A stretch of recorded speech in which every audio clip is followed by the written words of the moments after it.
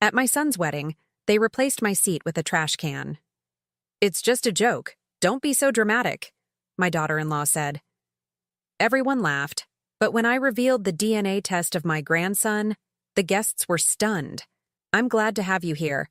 Follow my story until the end and comment the city you're watching from, so I can see how far my story has reached." I should have known something was wrong the moment I walked into the venue and couldn't find my name on the seating chart. The elegant script listing table assignments seemed to mock me as I ran my finger down the alphabetical order. Henderson, Hopkins, Jackson, but no Rhonda Mitchell anywhere to be found. "Excuse me." I approached the young woman with the clipboard, her smile bright and practiced.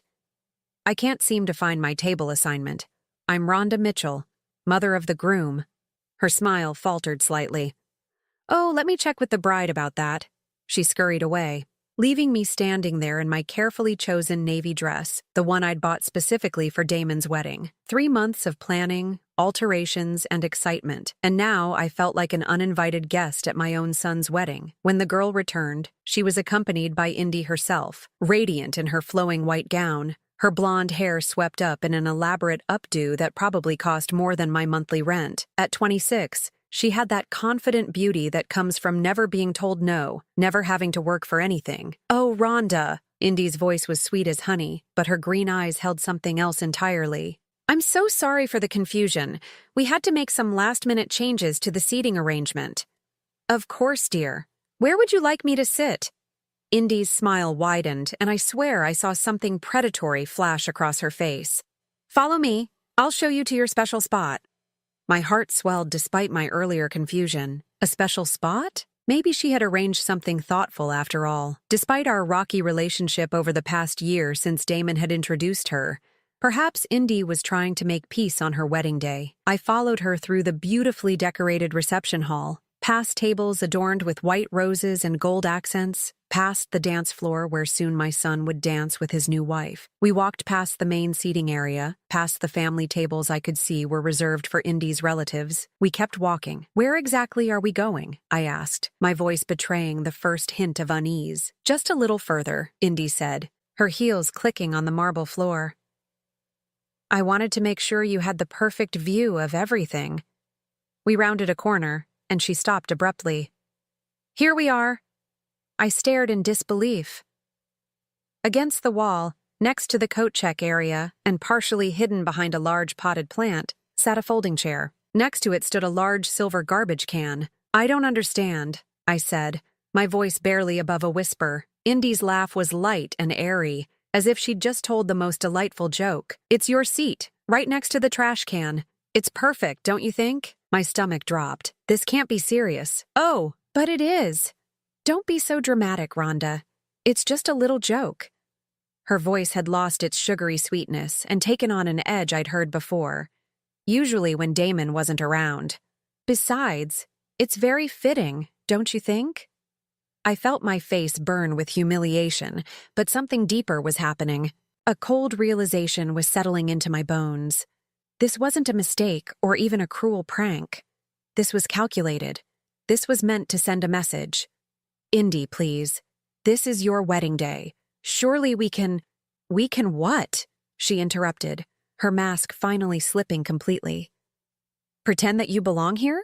Pretend that you're actually wanted?" The words hit me like physical blows. I gripped the back of the folding chair to steady myself. "Does Damon know about this?" I managed to ask. Her smile returned, triumphant now. "Damon thinks it's hilarious. We both do. You should see your face right now." As if summoned by his name, my son appeared around the corner, looking devastatingly handsome in his black tuxedo. My heart lifted for a moment. Surely he would fix this, would tell his new wife that this had gone too far. "Mom, did Indy show you your seat?" His smile was broad and genuine, and for a split second, I thought he was going to rescue me.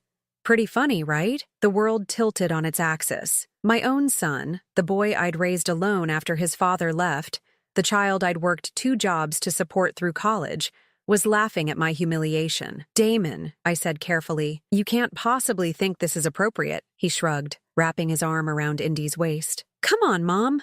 Don't be so sensitive. It's just a joke. You're always so serious." Behind them, I could see other wedding guests beginning to notice our little gathering. I heard whispers, saw fingers pointing. Some were laughing. My cheeks burned with shame as I realized the spectacle I was becoming. "See?" Indy said, loud enough for the growing audience to hear. "She can't take a joke." No wonder Damon wanted to distance himself from all that negativity. More laughter rippled through the small crowd that had gathered. I felt exposed, humiliated in a way I hadn't experienced since I was a child. These people, Damon's friends, Indy's family, colleagues, they were all witnessing my degradation, and they found it entertaining. I looked at my son one more time, searching his face for any sign of the compassionate boy I'd raised. But he was looking at Indy with such adoration, such complete devotion, that I realized with crushing clarity that I had already lost him.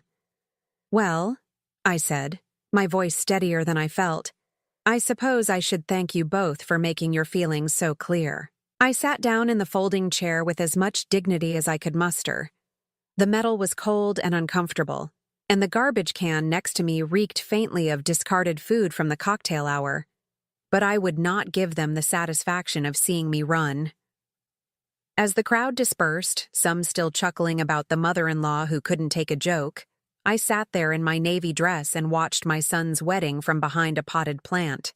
Every laugh from the main reception area felt like another knife in my heart. But as I sat there, something else began to grow alongside the pain, a quiet, determined anger. And beneath that, a nagging feeling that had been bothering me for months, something about Indy's pregnancy timeline that had never quite added up. If they wanted to treat me like garbage, maybe it was time I started paying closer attention to exactly what kind of family I was supposedly being excluded from. Sitting in that folding chair for 3 hours, listening to the celebration I wasn't truly part of, gave me plenty of time to think. And the more I thought, the more certain uncomfortable memories began to surface. It had been exactly 11 months ago when Damon first brought Indy home. I remembered the date clearly because it was my birthday, and I'd been hoping for a quiet dinner with my son. Instead, he'd shown up with this stunning young woman who immediately began rearranging the conversation, the seating, even the meal I'd prepared. "Damon's told me so much about you," she'd said that night, though her smile never quite reached her eyes. "I hope we can be close." Within 6 weeks of that first meeting, they were engaged. Within 3 months, she was pregnant.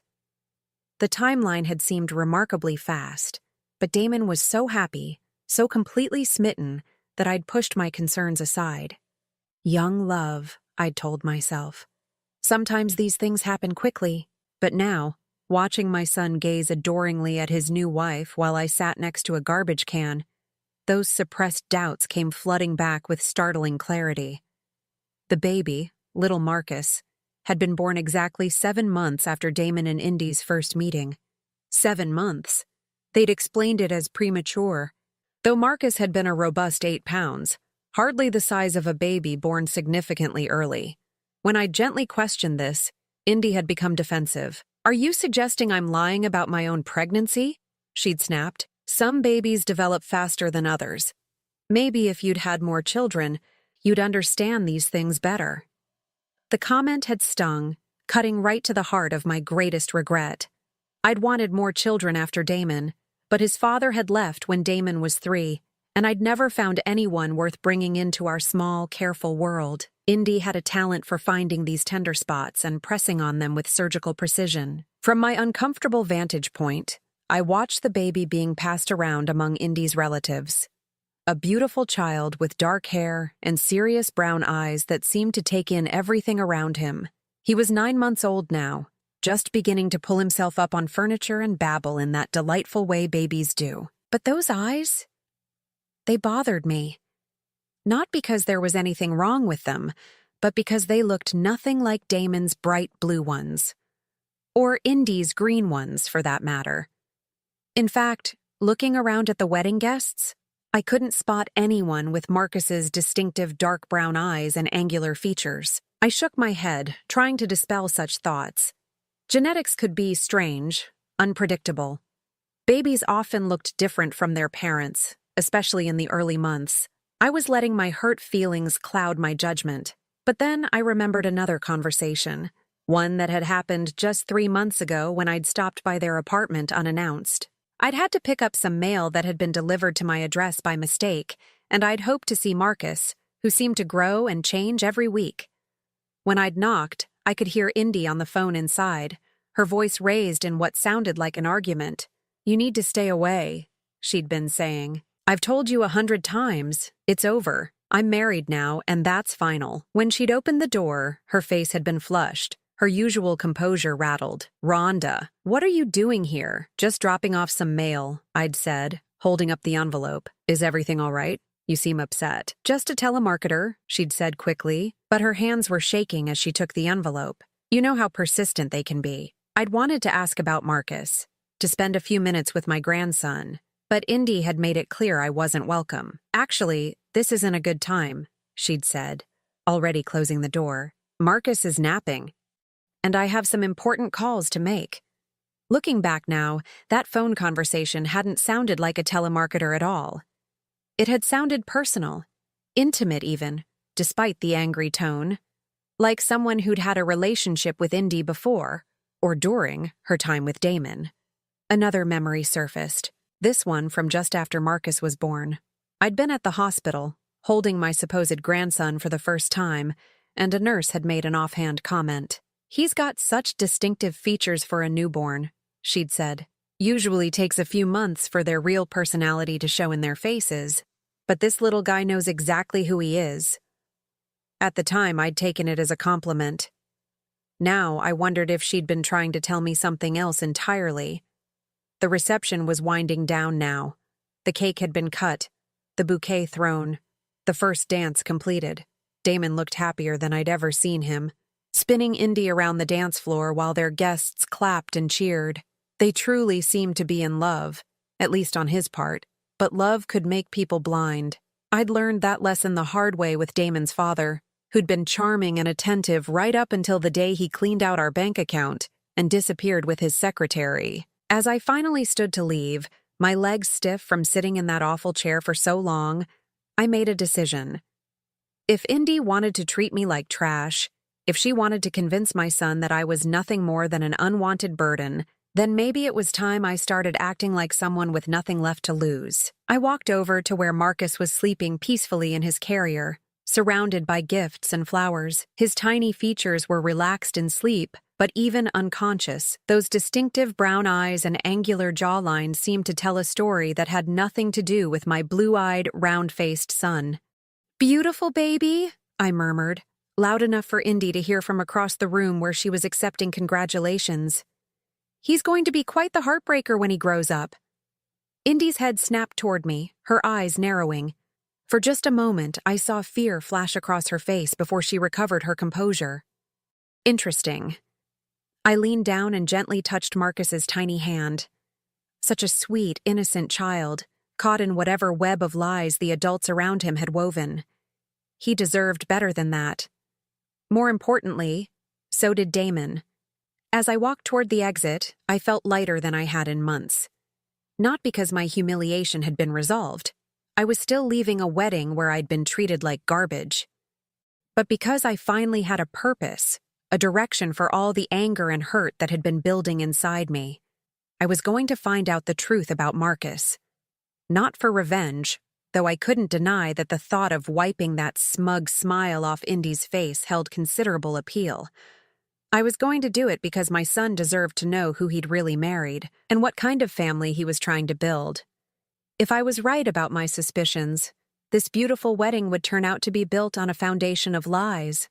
And if I was wrong, well, at least I'd know for certain, and maybe I could find a way to make peace with the family that no longer seemed to want me. Either way, it was time to stop being the woman who sat quietly next to the garbage can and start being the mother who protected her child, even when he didn't want to be protected. 3 days after the wedding, I sat in my small kitchen staring at the yellow pages, my hands trembling slightly as I flipped through the section marked Private Investigators. The idea felt so foreign, so dramatic, that I almost closed the book several times. But every time I hesitated, I remembered that folding chair, that garbage can, and the way my own son had laughed at my humiliation. The first investigator I called sounded like he specialized in cheating spouses and insurance fraud. The second hung up when I mentioned wanting to investigate my daughter-in-law. It wasn't until I reached Margaret Chen, a former police detective who now ran her own small practice, that I found someone who understood.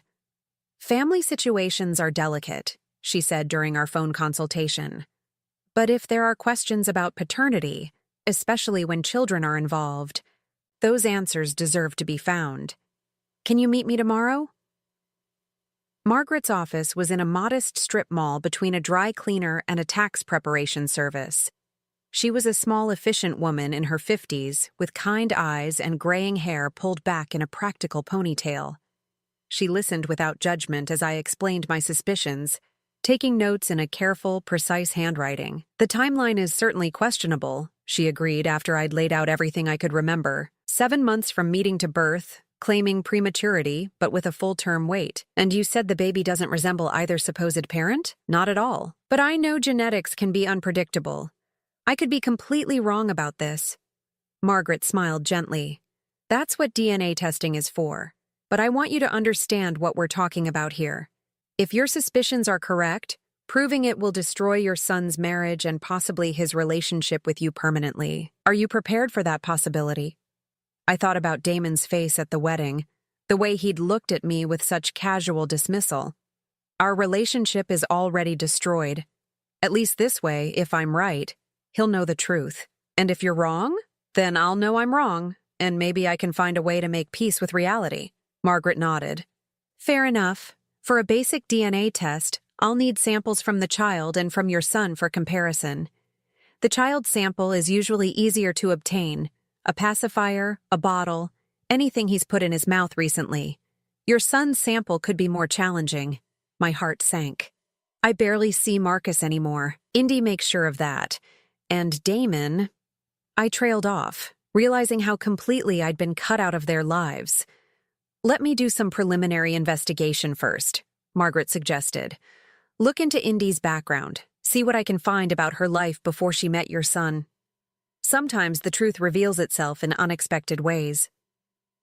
Over the next week, I found myself living in a strange state of suspended animation. I went through my daily routines, work at the library where I'd been employed for 12 years, grocery shopping, evening walks around my neighborhood, but my mind was constantly elsewhere, wondering what Margaret might be discovering. The call came on a Thursday evening as I was heating up leftover soup for dinner. "Rhonda, it's Margaret. I've found some interesting information about Indy's background. Can you come in tomorrow afternoon?" I barely slept that night, my imagination running wild with possibilities. When I arrived at Margaret's office the next day, she had a manila folder thick with papers spread across her desk. "Indy wasn't entirely truthful about her past," Margaret began without preamble. "She told your son she'd lived in Portland before moving here, working as a marketing coordinator for a small firm that went out of business. That part is true, but incomplete." She slid a photograph across the desk. It showed Indy at what appeared to be a casual outdoor gathering, smiling and laughing with a group of people. In the photo, her arm was wrapped around a tall, dark-haired man with serious brown eyes and angular features that made my stomach lurch with recognition. "His name is Connor Walsh," Margaret continued. "They dated for nearly 2 years in Portland. According to several mutual friends I spoke with, the relationship was serious. They lived together for the last 8 months before she suddenly left town." I picked up the photograph with shaking hands. The resemblance between Connor and little Marcus was unmistakable. The same dark eyes, the same distinctive jawline, even the same slightly crooked smile. "When did she leave Portland?" I asked, though I was already afraid of the answer. "Approximately 6 weeks before she met your son. According to her former landlord, she broke her lease unexpectedly and left forwarding address, claimed she had a job opportunity she couldn't pass up." The timeline was devastating. If Indy had been living with Connor until 6 weeks before meeting Damon, and if Marcus was born 7 months later... "There's more," Margaret said gently. "I spoke with Connor. He's been trying to locate Indy for almost 2 years. He believes she was pregnant when she left Portland. My soup from the night before threatened to come back up. He knows about Marcus?" Not specifically, but he knows she was pregnant with his child when she disappeared. He's been searching for her ever since. I stared at the photograph. This stranger who might be my grandson's real father. He looked like a decent man, someone who'd been searching for his child for 2 years while that child was being raised by my son as his own. "What kind of person does this?" I whispered. Margaret's expression was compassionate but firm. Someone who's very good at reinventing herself when circumstances become inconvenient. This Connor fellow has a good job, a stable life, but apparently Indy decided she could do better. The pieces were falling into place with horrible clarity. Indy had left Portland pregnant with Connor's child, found my successful, trusting son, and convinced him the baby was his. She'd found herself a better situation and had been willing to lie to everyone, including an innocent baby, to secure it. "I need to get that DNA sample," I said, my voice stronger than I'd heard it in weeks. "Are you sure? Once we have proof, there's no going back." I thought about Marcus, innocent and trusting, believing Damon was his father. I thought about Damon, pouring his love into a child who wasn't his while some stranger in Portland grieved for a son he'd never met. And I thought about myself, sitting next to that garbage can while Indy laughed at the family she was destroying with her lies. "I'm sure," Margaret nodded. "Then we need to be very careful about how we proceed. If Indy suspects what we're doing, she could disappear again, taking Marcus with her.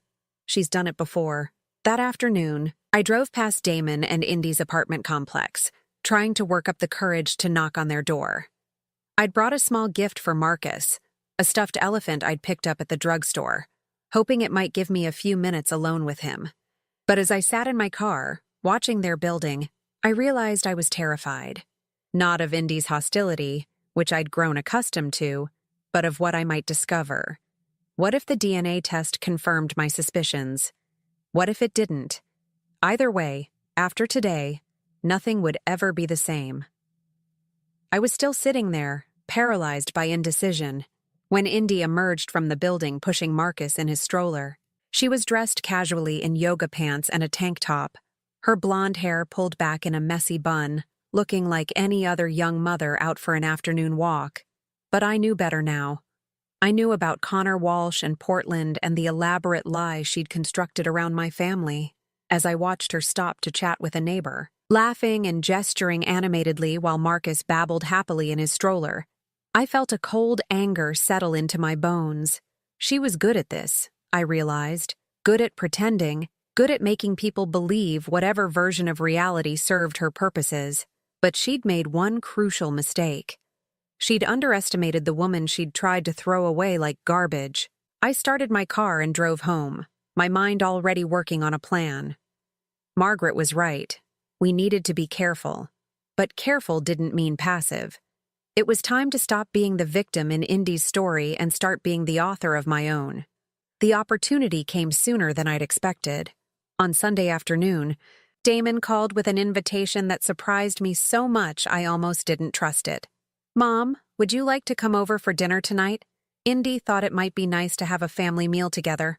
I gripped the phone tighter, immediately suspicious. After the wedding humiliation, the idea of Indy suddenly wanting my company seemed impossible. "Are you sure that's what she wants?" "Of course. We've been talking, and we both feel bad about how things went at the wedding. The whole seating thing, it was supposed to be funny, but maybe it went too far. Maybe it went too far. Not, it was cruel and humiliating, just maybe too far." But I swallowed my pride. This might be my only chance to get the DNA sample Margaret needed. "That's very thoughtful. What time should I come over?" 6 o'clock. "And Mom, could you maybe bring some of those dinner rolls you used to make? The ones with the herbs?" It was such a normal request, so reminiscent of the son I'd raised, that for a moment I almost forgot about DNA tests and Connor Walsh and all the complicated deceptions that had brought us to this point. "Of course, honey. I'll make them fresh this afternoon." I spent the next few hours in my kitchen, kneading dough and trying to calm my nerves. The dinner rolls were Damon's favorite, something I'd made for every special occasion throughout his childhood. They required patience, multiple rises, careful timing, but they'd always been my way of showing love when words felt inadequate. As I shaped the dough into perfect rounds, I thought about what Margaret had told me to look for. Any item the baby has put in his mouth recently. A pacifier, a toy, even a spoon if he's eating solid foods. Just slip it into a plastic bag when no one's looking.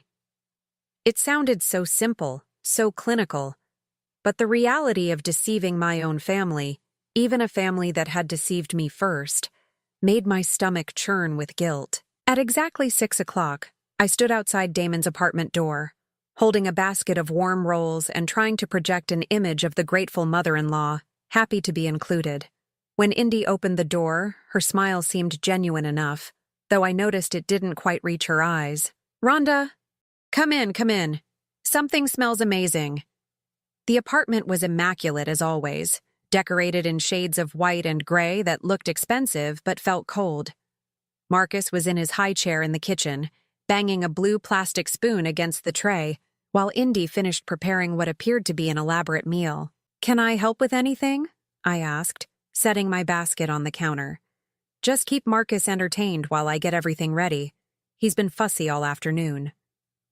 I approached my supposed grandson carefully, still amazed by how little he resembled either Damon or Indy.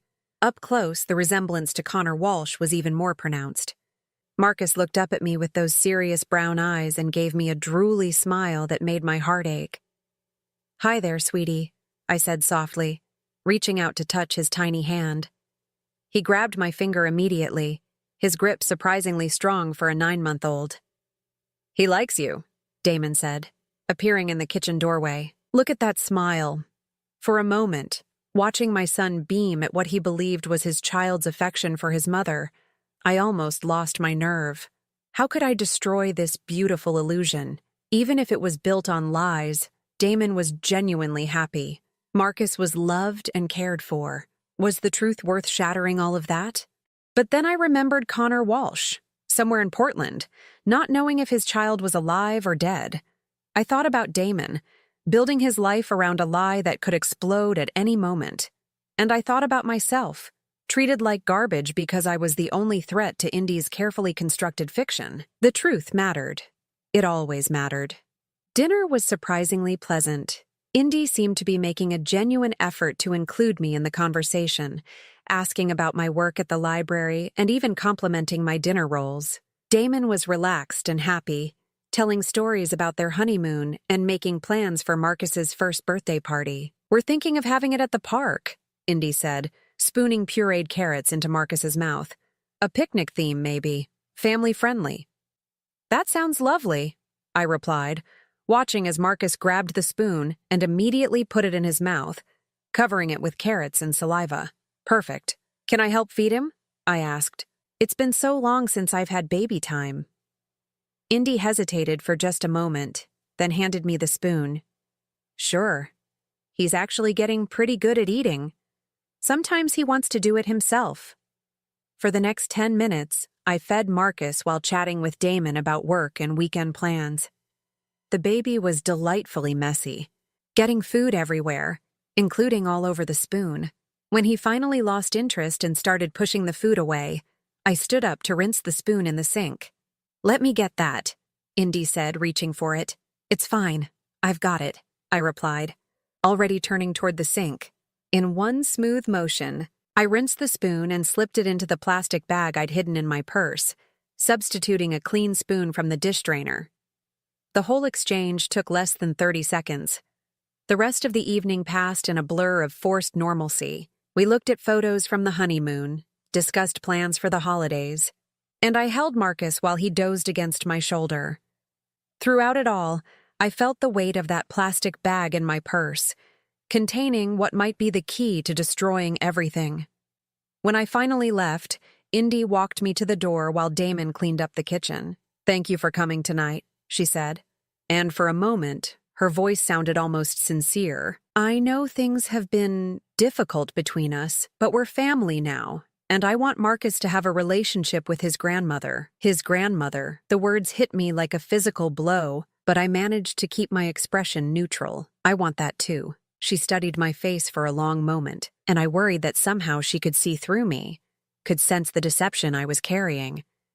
But then she smiled again and gave me an awkward hug. Drive safely. And thank you again for the rolls. Damon's been talking about them for weeks. The next morning, I met Margaret at a laboratory across town. The technician, a cheerful woman named Lisa, explained the process while I tried not to think about what I was doing. We'll compare the DNA from this sample with a sample from the alleged father, she said, carefully labeling the bag containing Marcus's spoon. Results usually take 3 to 5 business days. And what exactly will those results tell us? I asked. If there's a biological relationship, we'll know with 99.9% accuracy. If there isn't, we'll know that too. 3 to 5 business days. It seemed like both an eternity and no time at all. Margaret must have seen the uncertainty on my face. Are you having second thoughts? I thought about Marcus's smile, about Damon's happiness, about the way Indy had hugged me goodbye. Then I thought about Connor Walsh, still searching for his child after 2 years. No, I said firmly. I need to know. The waiting was excruciating. Every day felt like a week. Every phone call made my heart race, thinking it might be the results. I went through the motions of my normal routine, but my mind was constantly elsewhere, imagining different scenarios, different outcomes. Finally, on Friday afternoon, Margaret called. Rhonda, the results are in. Can you come to my office? My hands were shaking so badly I could barely drive. When I walked into Margaret's office, she was sitting behind her desk with a manila envelope in front of her, her expression grave. Before I show you these, she said, I want you to know that whatever these results say, you've done the right thing by seeking the truth. I nodded, not trusting my voice. She opened the envelope and pulled out a single sheet of paper. The DNA test shows no biological relationship between the baby and your son. Marcus is not Damon's child. Even though I'd expected it, even though I'd been virtually certain, hearing the words spoken aloud felt like being hit by a truck. I sank into the chair across from Margaret's desk, my legs suddenly too weak to support me. Are you absolutely certain? 99.9% certain. The lab ran the test twice to be sure. Margaret's voice was gentle but firm. I'm sorry, Rhonda. I know this isn't what you wanted to hear, but that was the strange thing. Part of me was relieved. Not happy, certainly not vindicated, but relieved to finally know the truth. For months, I'd felt like I was going crazy, seeing things that didn't make sense, being told my perceptions were wrong. What happens now? I asked. That's up to you. You could confront Indy privately, give her a chance to come clean to your son herself. You could tell Damon directly or... She paused, studying my face. Given how they've treated you, you could choose to reveal this information publicly, at a time and place of your choosing. I thought about that folding chair, that garbage can, the laughter of wedding guests who found my humiliation entertaining. I thought about Connor Walsh, who had the right to know his child. And I thought about Damon, living a lie that was bound to explode eventually. I need some time to think about this, I said. But even as I said it, I was already beginning to form a plan. Indy had chosen the time and place for my humiliation. Perhaps it was time I returned the favor. The truth had been revealed. Now I had to decide what to do with it. For 2 weeks after receiving the DNA results, I carried the truth like a stone in my chest. Every interaction with Damon felt like a performance, every smile forced, every casual question about Marcus laden with secret knowledge that threatened to spill out at any moment. The opportunity I was waiting for came in the form of another invitation, this one even more surprising than the dinner. Indy called me herself on a Thursday evening, her voice bright and cheerful. Rhonda, I have a wonderful idea. What would you think about hosting a little celebration for Marcus's first steps? He's so close to walking on his own, and I thought it would be nice to have both families together when it happens. My grip tightened on the phone. Both families? Well, my parents are driving down from Seattle this weekend, and my sister's coming too. I thought it would be perfect timing for everyone to meet everyone. A real family gathering. The irony was almost too much to bear. Indy wanted to parade her perfect little family in front of her relatives, with me playing the role of the grateful grandmother-in-law. She had no idea she was about to hand me the perfect stage for the performance of my lifetime. "That sounds lovely," I managed. "What can I bring?" "Just yourself." "Oh, and maybe some of those dinner rolls again?" My parents absolutely loved them when I told them about dinner the other night. Saturday afternoon arrived gray and drizzly, matching my mood as I drove to Damon's apartment complex. In my purse, carefully tucked into a manila envelope, were copies of the DNA test results and Margaret's investigation report, including the photograph of Connor Walsh. I'd also printed out the contact information Margaret had found for Connor, though I wasn't sure yet if I'd need it. The apartment was already crowded when I arrived. Indy's parents, Richard and Patricia Moore, were an elegant couple in their 60s who clearly had money and weren't shy about showing it. Patricia wore a cashmere sweater that probably cost more than my monthly grocery budget, and Richard's watch caught the light every time he gestured. Indy's sister, Melody, was a younger version of the bride, blonde, beautiful, and supremely confident. She was currently holding Marcus, cooing at him while he babbled and reached for her dangling earrings. "You must be Rhonda," Patricia said, approaching me with a smile that was polite, but measuring. "We've heard so much about you." I wondered exactly what they'd heard, given that Indy had seated me next to a garbage can at the wedding. "It's wonderful to meet you all. Thank you for including me in this celebration."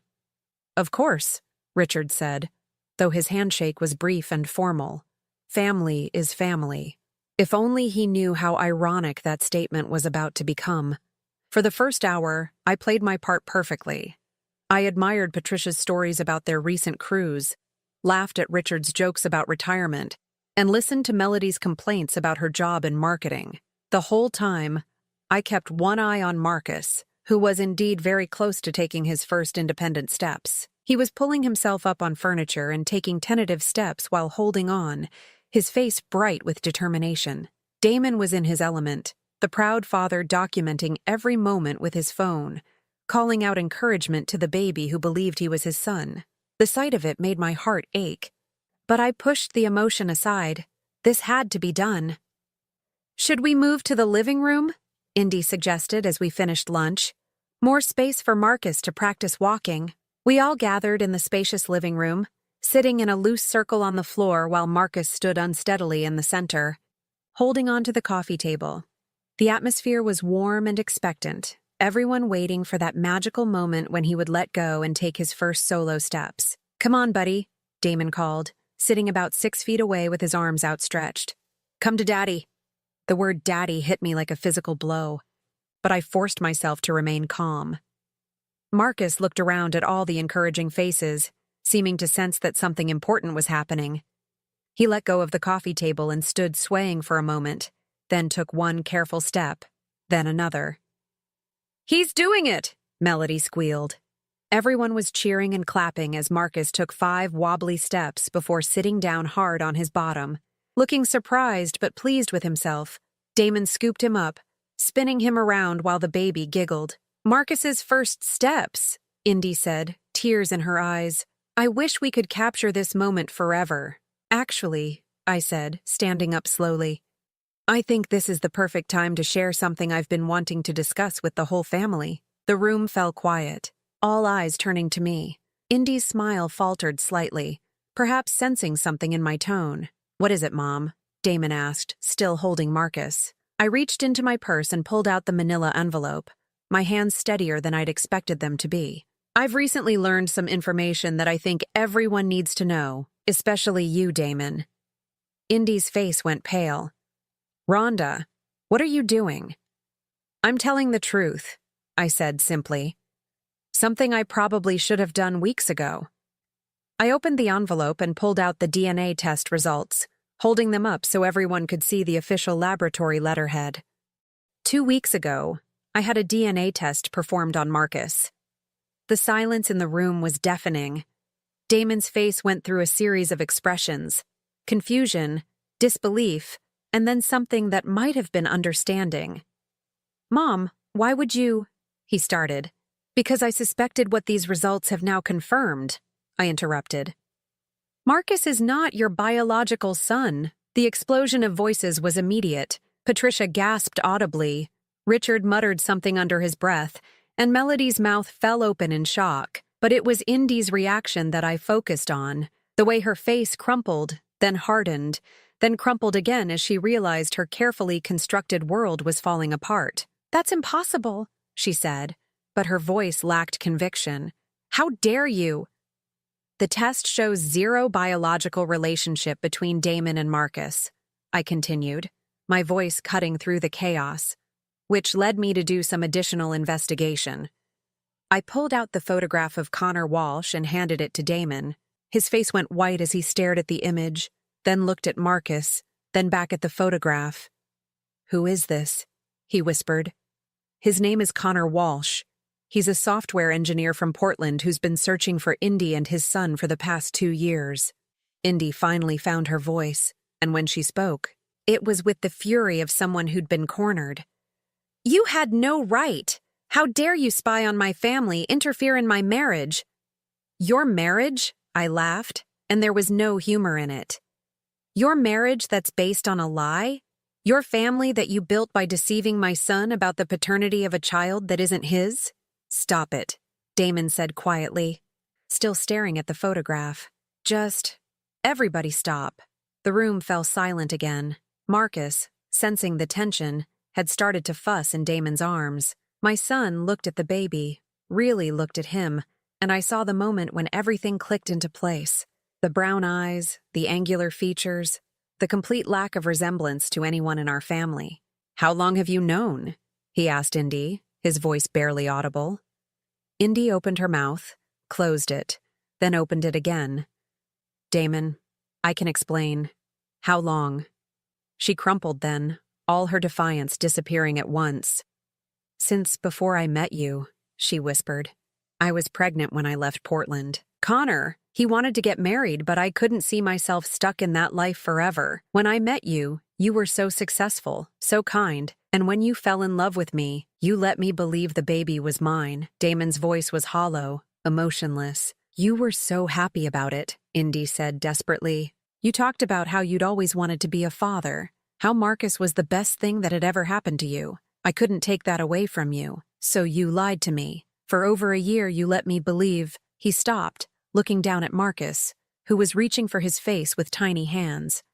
"Does he know? Connor? Does he know he has a son?"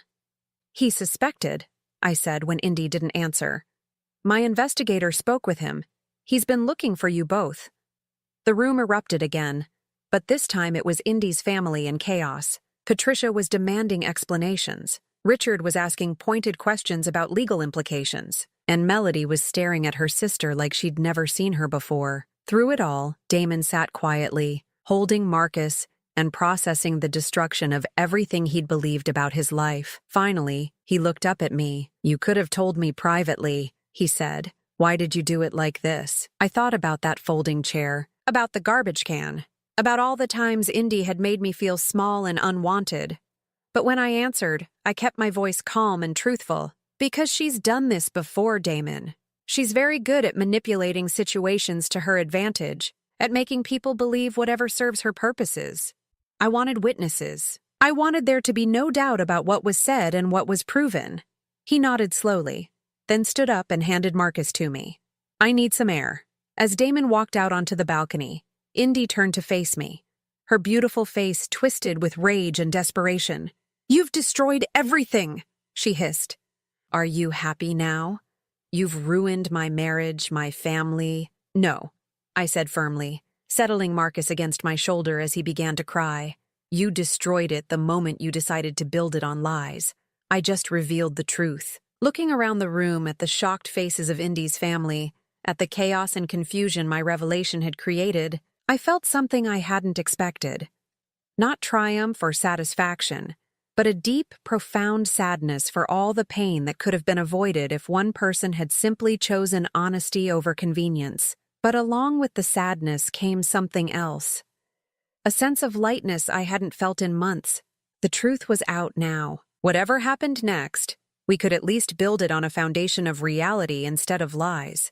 3 months later, I stood in my kitchen making dinner rolls, not because anyone had asked for them, but because the familiar ritual of kneading dough had become my meditation, my way of processing everything that had changed since that Saturday afternoon when the truth finally came to light. The immediate aftermath had been as chaotic as I'd expected. Indy's parents had left that very evening, Patricia barely speaking to her daughter as they packed their bags. Melody had stayed longer, trying to convince Indy to fix this somehow, but even she seemed shaken by the magnitude of her sister's deception. Damon had filed for annulment within a week, citing fraud. The legal process was surprisingly straightforward when you had DNA evidence and documentation of deliberate deception about paternity. Indy had initially fought it, but her lawyer had apparently explained the futility of her position. The hardest part, as I'd known it would be, was watching Damon say goodbye to Marcus. Despite everything, despite knowing the truth, he'd spent over a year believing he was that child's father. Love doesn't disappear just because biology proves it was misplaced. I keep thinking I should hate him, Damon had told me during one of our weekly dinners, a new tradition we'd established in the wake of the chaos. He's the living proof of how completely I was fooled. But when I look at him, you see an innocent baby who didn't choose any of this, I'd finished for him. Exactly. Connor Walsh had arrived from Portland within 2 weeks of my revelation. I'd expected to dislike him, this stranger who'd complicated our lives by simply existing. But he'd turned out to be exactly what Margaret's investigation had suggested, a decent man who'd been searching for his child and the woman he'd loved. The meeting between Connor and Damon had been awkward but respectful.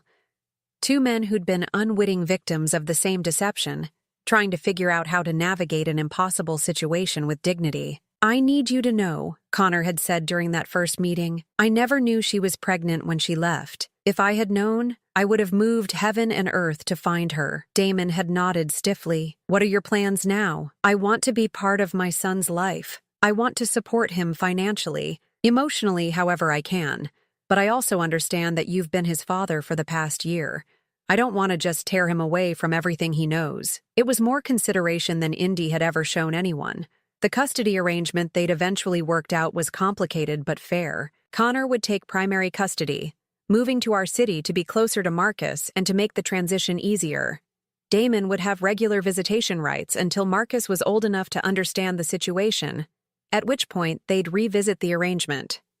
Indy had fought the custody decision bitterly, but her position was weak. She'd committed fraud, she had no stable income of her own, and she'd demonstrated a pattern of deception that judges tend to take seriously in custody cases. The last I'd heard, she'd moved back to Seattle to live with her parents, pending the outcome of various legal proceedings. Richard and Patricia had apparently been less forgiving of their daughter's behavior than I might have expected from people who'd initially seemed so protective of her. But tonight, none of that mattered. Tonight, Damon was coming for dinner, and for the first time in over a year, it was just going to be the two of us. No Indy monitoring our conversation, no tension about whether I was welcome in my own son's life, no walking on eggshells around topics that might upset the delicate balance of lies. The doorbell rang at exactly 6 o'clock. Some things never changed. Damon had always been punctual. "Something smells amazing," he said as I opened the door, and for a moment he was just my son again. The boy who'd never met a dinner roll he didn't love.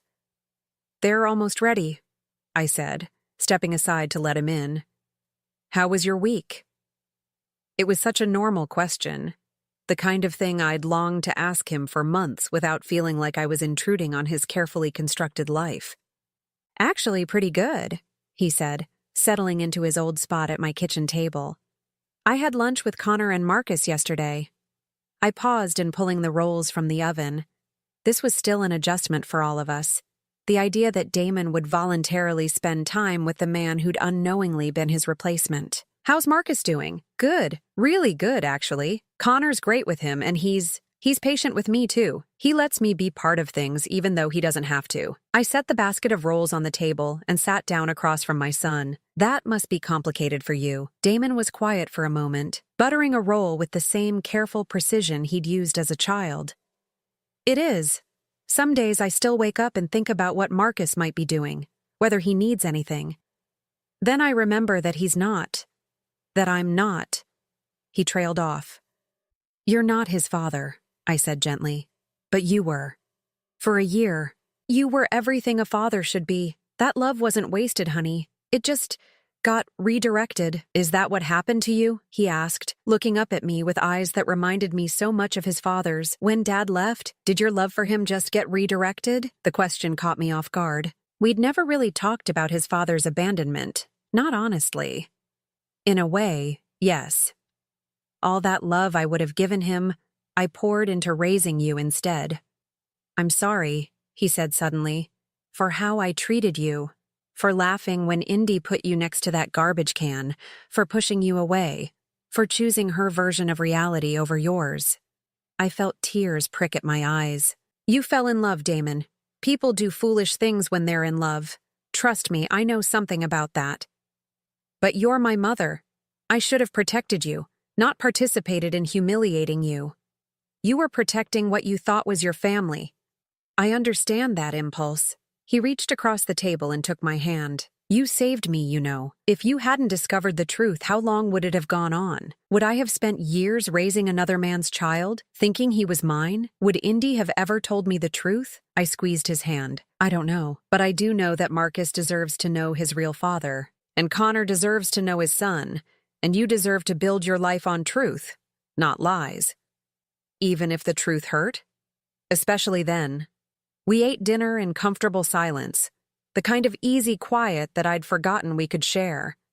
Afterward, Damon helped me clear the table and wash dishes, falling back into old rhythms as if the past year of distance had never happened. I've been thinking about dating again, he said as we finished cleaning up. Not seriously, not yet, but eventually. That's healthy, I said, hanging up the dish towel. You're young, you have so much to offer someone. This time, I want to do things differently. Take it slower, ask more questions, maybe introduce them to my very smart mother who has good instincts about people. I laughed, feeling lighter than I had in months. Your very smart mother who's also learned a thing or two about speaking up when something doesn't feel right. Good, Damon said, hugging me tight. I need someone who'll tell me the truth, even when it's difficult to hear. After he left, I sat in my living room with a cup of tea, thinking about the strange journey that had brought us here. 6 months ago, I'd been the unwanted mother-in-law sitting next to a garbage can while my family laughed at my humiliation. Tonight, I was simply Damon's mother again, trusted with his thoughts and feelings, valued for my perspective instead of dismissed for my inconvenience. The truth had been devastating in the short term. Marriages ended, families torn apart, an innocent baby caught in the middle of adult deceptions. But it had also been liberating. No more walking on eggshells, no more pretending that cruelty was humor, no more accepting treatment that diminished my worth as a human being. My phone buzzed with a text message. It was a photo from Connor, Marcus taking confident steps across a playground while other children played nearby. The message that accompanied it was simple. Thought you'd like to see how steady he's getting on his feet? I smiled, studying the picture of the little boy who would never be my biological grandson, but who would always hold a special place in my heart. In the photo, Marcus was laughing, his arms outstretched for balance, his face bright with the joy of newfound independence. He was learning to walk on his own, away from the lies and manipulations that had defined his early life. In a way, so was I. I texted back, "He looks happy and healthy. Thank you for including me." Connor's response came quickly. "You're the one who made it possible for him to know his real family. We'll always be grateful for that." Real family. Not the family built on convenience and deception, but the messy, complicated, honest family that emerges when people choose truth over comfort. I set my phone aside and picked up the book I'd been reading, settling deeper into my favorite chair. Tomorrow I would go to work at the library, maybe call my friend Susan to catch up, perhaps visit the farmer's market I'd been meaning to explore. Simple pleasures, but they were mine to choose now, without having to worry about whether they would meet with someone else's approval. The truth had set us all free, even when, especially when, it had hurt. And for the first time in over a year, I was exactly where I belonged, in my own life, valued by people who saw my worth, surrounded by love that didn't require me to diminish myself to receive it. Some victories don't come with fanfare or celebration. Sometimes the greatest triumph is simply the quiet satisfaction of knowing you chose courage over comfort, truth over convenience, and your own dignity over someone else's lies. That night, I slept better than I had in months. Now I'm curious about you who listened to my story. What would you do if you were in my place? Have you ever been through something similar? Comment below. And meanwhile, I'm leaving on the final screen 2 other stories that are channel favorites, and they will definitely surprise you. Thank you for watching until here.